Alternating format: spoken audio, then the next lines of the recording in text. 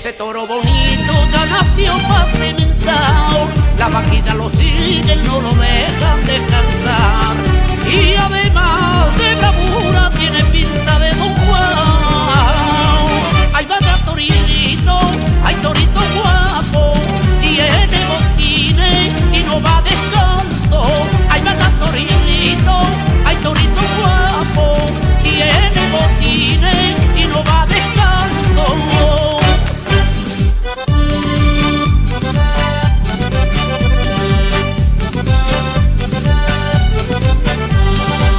Yo sabía que no me defraudaba y se lleva detrás todas las hembras. Las quisiera montar todas a un tiempo, a pesar de tener solo 2 hierbas.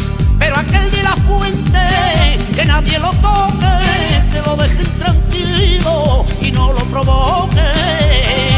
Ese toro bonito ya no.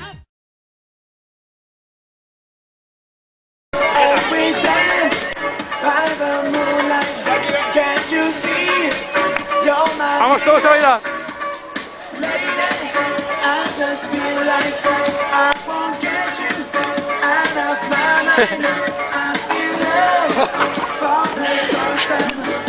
¡Eh!